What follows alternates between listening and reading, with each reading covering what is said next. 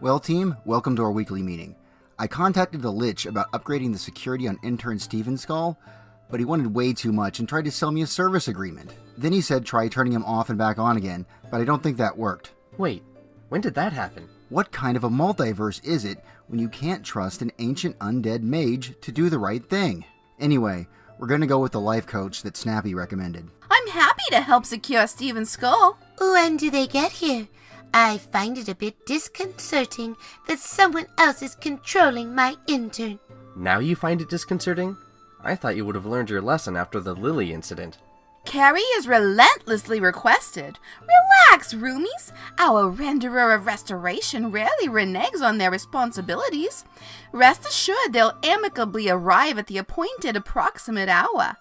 I googled Carrie, and everyone says that they're kind of a dick. Although there doesn't seem to be any specific reasons why. Suffice it to say, I'm not looking forward to this. Next item of business. We received a letter threatening one of us. First, someone sends giants after us, then the Garvok incident, and now this. We're under assault, folks. I've arranged for a constant transporter lock on myself, acquired a personal shield, and have increased the payouts on all of your life insurance policies. However, I need more ideas. I'd like to listen to the libelous letter. It's been too long since a notable nemesis noticed me. Publicly peruse the particular parchment, please. It's nothing really, probably just an internet troll. I like killing trolls. Let's kill the troll. Read, you reprobate, lest I regret my rare restraint of ridiculing your ridiculousness. I repeat my request that you resume your regular responsibilities and respectfully regale us with the writing as required, you rebellious rapscallion. Dear Jeannie, I regret to inform you that you are harboring the creature responsible for the Great Boston Molasses Disaster of 1919. The official recorded cause of the accident was that, supposedly after several freezing days, there was a sudden heat wave. This sudden shift in temperature, according to science, caused the contents of the distillery's 2.3 million gallon tank to rapidly expand beyond its limits, which, in turn, caused the massive tank to explode. Other sources, however, claim that the tank containing the molasses was intentionally blown up by anarchists.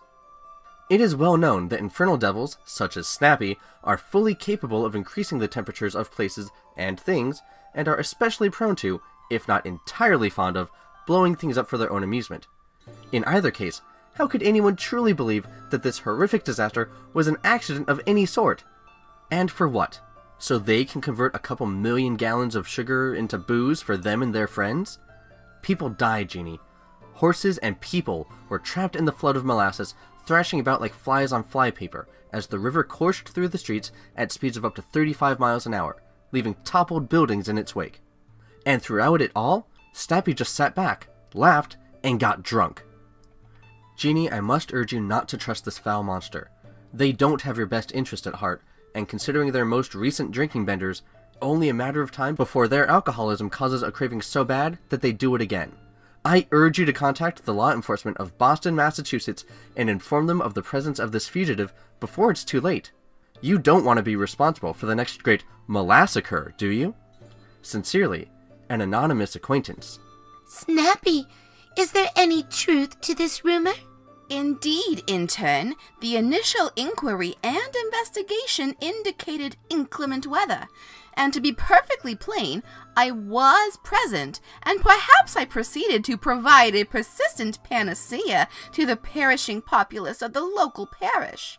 I pleasantly procured payment for my caring contribution to the cleanup of the county by consuming the copious quantity of that marvelously meandering, monumentally massive amount of molasses.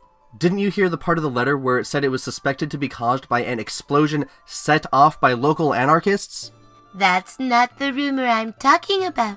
Snappy, I knew you had special abilities, but a couple of millions of gallons of rum from molasses? Oh, that sounds divine. That's what you got from the letter? What about all of the death and destruction? Never mind any of that. We need to get on that contract from the distillery. I mean, we could be millionaires. Intern, let's hear that outro. Now? But there's so much here that needs to be discussed still. Ow! Dude, that was not cool. Fine, here's your stupid outro. Ow! Ahem. You've said more than enough today, intern Steven Skull. I'll take it from here. You're listening to the 35th episode of Popular Person Problems with Jeannie the Giant Killer, brought to you by Intervision Entertainment and What Happens After 2 a.m. Got a letter for Jeannie?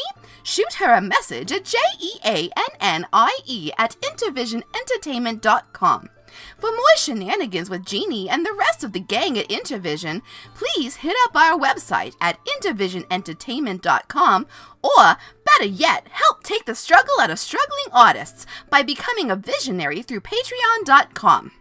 You do realize Snipey is a mass murderer, right, Jeannie? You can't seriously be okay with this, can you? If I got upset with everyone that killed masses of people, I'd have no friends, and probably a very negative view of myself. It's simply best not to dwell on these things, intern Steven Skull. Perhaps you should think on your own past before you judge the actions of others.